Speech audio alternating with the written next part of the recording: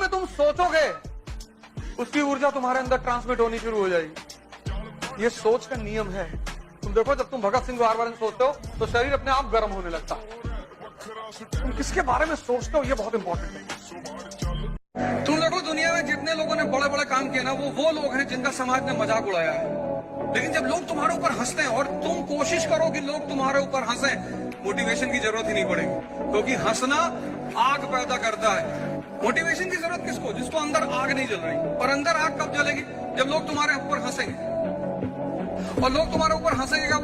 जब तुम बहुत बड़ी बड़ी बातें करोगे। हवाई जहाज खरीद ली, अब तुम चाय पिलाने के लिए किसी और से कह रहे हो कि भैया चाय पिला दो। उसी के चाय पी के उसी से कह रहे हो हवाई जहाज खरीदना है।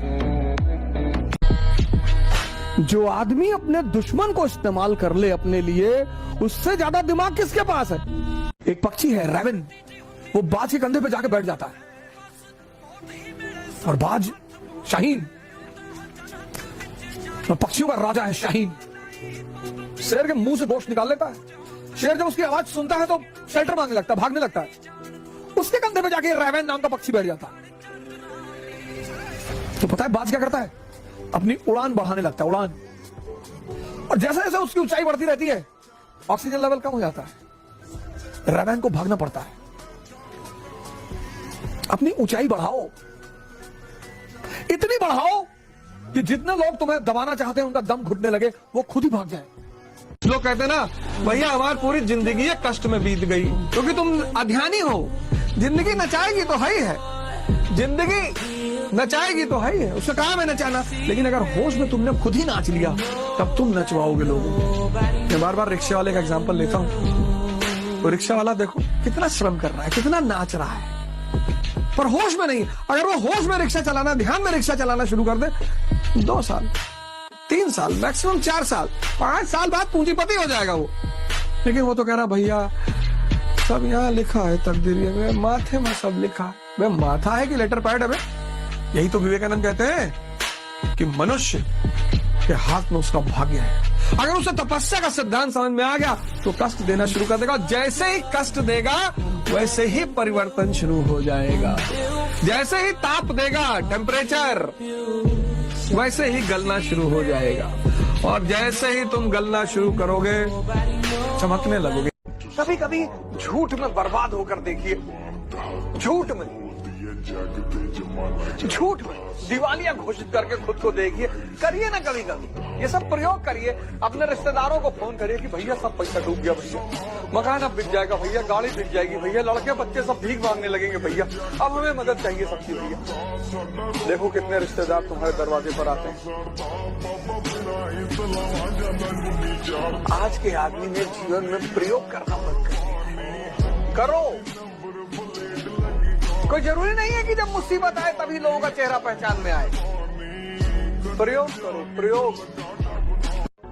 तुम देखो यहाँ 2 तरह के लोग हैं, एक कमजोर एक ताकतवर। और वो जो ताकतवर हैं शरीर से, मन से, धन से, वो कमजोर प्रशासन करते हैं। बस यही है,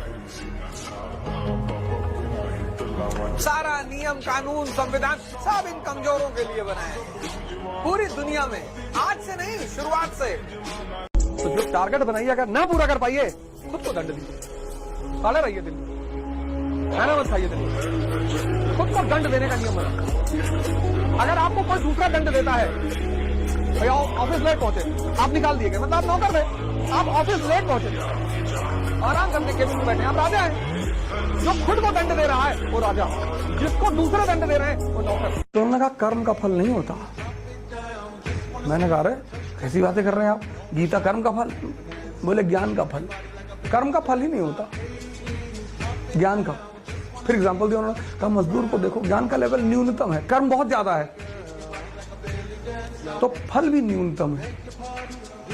तुमको अगर कोई आदमी यहाँ से डिस्टर्ब कर ले गया तो समझ लो तुम हार गए। कन्फ्यूशियस का एक नियम था बड़ा प्यारा, चीन में बहुत प्यारा। वहाँ 2 आदमी जब लड़ते थे, बहुत प्यारा नियम, तो सिर्फ वर्बल लड़ाई होती थी। तो एक बार अमेरिका का एक प्रोफेसर चाइना घूमने आया तो देखा सड़क पे गाली गला मूर्ख होगा उसके उतने ज्यादा दुश्मन होंगे। तुम्हारा समय ऑड चल रहा है, कोई बात नहीं। तुम्हारे माँ बाप जेल में है कृष्ण की तरह, कोई बात नहीं। उस समय को इस्तेमाल करो अपने लिए, मारना तो है ही है, पर समय को हमेशा समझो। और इंटरेस्ट के गेम को समझो। परेशान होने की जरूरत नहीं है। जितने लोग बंबई में कमाते, दुबई में कमाते, कमा वहां रहे हैं, मकान बनवाते गांव में 2 बीघे में। हाँ, बड़ा मकान, बड़ी बड़ी दीवारें और करीब 1 बीघे में मकान और ट्रैक्टर खड़ा हुआ है। क्यों? क्योंकि वो जो पट्टीदार हैं आपके, वो डेली आप 8 घंटे पढ़ो daily, class work, homework, newspaper.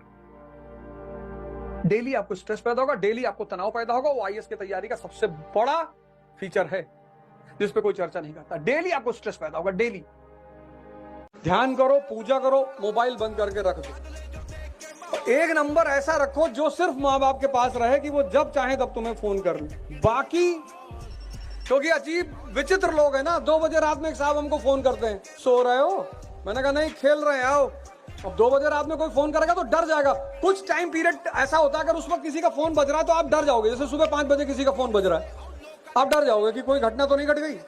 1 बजे के बाद और 7 बजे तक अगर फोन घनघनाएगा तो एक बार डर पैदा होगा कि यार कोई कुछ घटना तो नहीं हुई। आप मजबूरी में उठाओगे। अगला आदमी उधर से कह रहा, भैया हमको नींद नहीं आ रही थी। नींद नहीं आ रही थी तो फतेहपुर से कानपुर पैदल चले जाओ, दूसरे की जान क्यों ले रहे हो?